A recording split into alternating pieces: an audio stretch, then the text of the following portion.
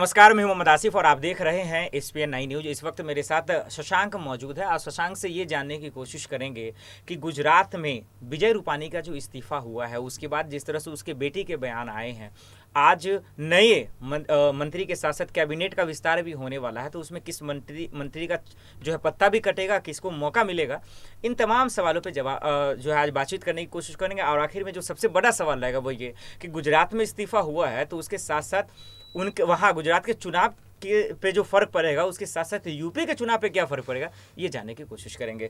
सुशांत, बहुत बहुत शुक्रिया हमें वक्त देने के लिए। और सबसे पहला सवाल यही है, विजय रूपानी का जो इस्तीफा हुआ है, 4 महीनों में लगभग 6 मंत्रियों का इस्तीफा हो चुका है। भारतीय जनता पार्टी कभी कुछ बोलती भी नहीं है, ना तो चर्चाएं होती, अचानक इस्तीफा हो जाता है, क्या वजह हो सकता है?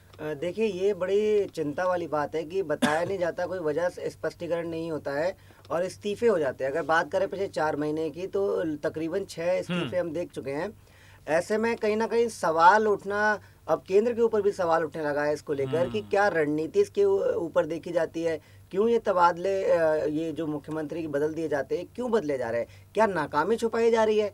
पिछले जो कार्यकाल रहा है वो काम ढंग से नहीं हो पाया, वो नाकामी छुपाने के लिए चुनाव के वक्त पे इस्तीफे की ये बदल दिए जा रहे हैं मुख्यमंत्री। ये कई सवाल ऐसे अब जनता के बीच उठने लगे हैं जिसके जवाब खुद मुझे लगता है कि सफाई देना केंद्र नेतृत्व को या बीजेपी संगठन को बेहद जरूरी है ताकि आगामी चुनाव में तस्वीरें साफ हो सके जनता के समक्ष। बिल्कुल शशांक, आप बिल्कुल सही बात करें, लेकिन शशांक आपने जो बातें कहा उससे मेरा एक सवाल है, वो ये कि जिस तरह से आपने कहा कि कहीं ना कहीं केंद्र सरकार या फिर गुजरात की ही सरकार जो है उन नाकामियों को छुपाने की कोशिश कर रहे हैं जो रहते हुए विजय रूपानी काम नहीं कर पाए। तो अब सवाल ये है शशांक, सवाल ये है कि देश के गृह मंत्री अमित शाह, जिसको चाणक्य कहा जाता है राजनीति का, आखिर उनके मौजूदगी में, उनके रहते हुए आज भारतीय जनता पार्टी के बीच अगर ये तस्वीरें आती हैं, अगर देश के राज्य से जहां बीजेपी का सरकार है वहां से अगर ये तस्वीरें आती हैं, तो अमित शाह के नजरिए से कितना बड़ा जो है चुनौती है उनके लिए और उन पे कितना सवाल खड़े करती हैं? देखिए, बेहद ज़्यादा चुनौतीपूर्ण ये वक्त, अब आने वाला वक्त और भी ज़्यादा चुनौतीपूर्ण होने वाला है क्योंकि अब जनता, जैसे कि कोविड-19 के बाद देखा जाए तो हालात बद से ज़्यादा बदतर हुए हैं। हम अगर बिजनेस में बात कर लें या जॉब को लेकर बात कर लें, कई समस्याएं, महंगाई भी चरम पर आज के समय में पहुंच गई है। तो तमाम ऐसे सवाल अब जनता के द्वारा उठाए जा रहे हैं। और जैसे कि विजय रूपानी को लेकर खबर भी सुर्खियों में आई थी कि कोविड के समय में काम सही से नहीं हो पाया। इसके मद्देनजर प्रधानमंत्री नरेंद्र मोदी कहीं ना कहीं नाखुश नजर आ रहे थे, जिसको लेकर ये फैसला किया गया कि अब मुख्यमंत्री को बदल देना चाहिए, भूपेंद्र पटेल भाई को यहाँ पर लाया गया है। बिल्कुल। लेकिन अब देखने वाली ये बात ये होगी कि चुनौती तो देखिए है ही है अमित शाह के लिए भी, जो कि चाणक्य कहे जाते हैं, कि किस तरह से रणनीति तैयार करे और चेहरा बदलने से क्या तस्वीरें बदल जाएंगी, ये बहुत बड़ी बात है। बिल्कुल बिल्कुल, ये अंदर की बात आपने बताया शशांक। लेकिन सवाल ये है कि इस्तीफा होने के बाद तमाम तरह के सवाल उठाए गए, तमाम तरीके की जो बातें सामने आई, जिसमें से एक सबसे बड़ा बात यह है कि उनकी बेटी ने ही खुद कहा कि हमारे पापा यानी विजय रूपानी जी 2:30 बजे रात तक कामकाज करते थे।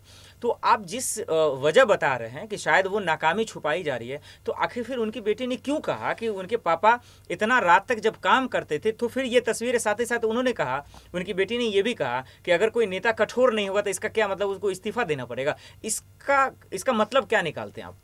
देखिए, तमाम दलीलें विजय रूपानी की तरफ से भी दी जा रही हैं, लेकिन देखिए, सबसे पहले इस तस्वीर को साफ करना होगा बीजेपी को, ये तबादले क्यों हुए। कई ऐसे हम चेहरे देख चुके हैं जो कि बदल दिए जाते हैं, लेकिन कोई भी स्पष्टीकरण इस पर नहीं दिया जाता है।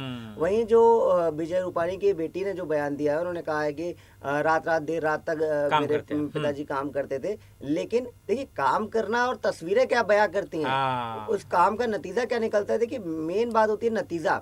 कहीं ना कहीं कुछ कमी ऐसी रही होगी जिसको लेकर ये फैसला लिया गया। वहीं जातीय समीकरण भी एक बड़ी वजह इसकी बताया जा रहा है, क्योंकि चुनाव आने वाले हैं। ऐसे में जातीय समीकरण को संतुलित बनाना भी बेहद जरूरी है टीम बीजेपी के लिए।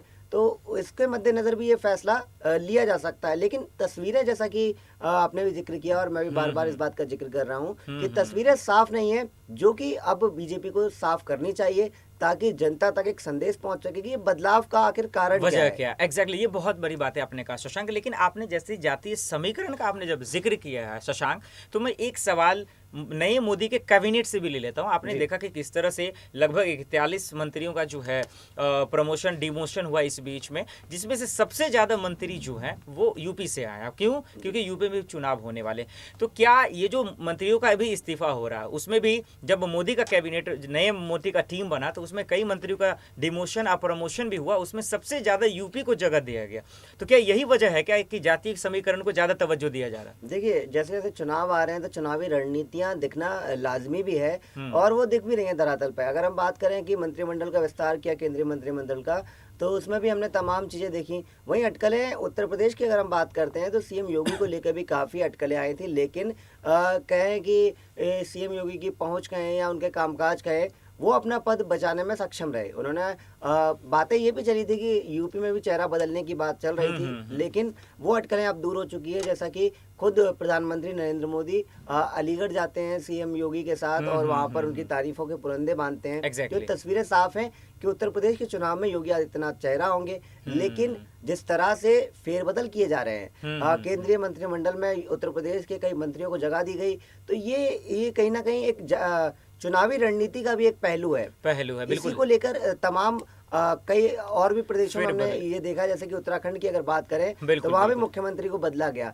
ये भी एक तरह से एक चुनावी एजेंडा कहा जा रहा है। एग्जैक्टली हाँ, इसमें कोई शक नहीं, यही वजह भी हो सकता है। लेकिन अब सवाल ये है, यूपी में हमने जिक्र किया उसका, लेकिन फिर हम लोग लौट के यहीं आते हैं गुजरात में कि आज जो है भूपेंद्र पटेल का जो है नई कैबिनेट का जो उनका विस्तार होने वाला है, इसमें कहा जा रहा है कि कई मंत्रियों का जो है पत्ता कट जाएगा और 10 ऐसे नई मंत्री है जिनका जो है उन्हें किस्मत चमक सकता है, उनको मौका मिलेगा। क्या ये पॉसिबल है? आपको क्या लगता है कि ये सही होने वाला है? देखिए, जो खबरें निकल कर सामने आ रही हैं उसमें एक खबर ये भी निकल कर आ रही है कि भूपेंद्र पटेल पूरा मंत्रिमंडल ही बदलना चाहते हैं। वह नए मंत्रियों के साथ नई टीम के साथ काम करना चाहते हैं, लेकिन सवाल ये है कि आप इतने समय के बाद अब ये फेरबदल कर रहे हैं जब चुनाव में कुछ ही साल बाकी हैं।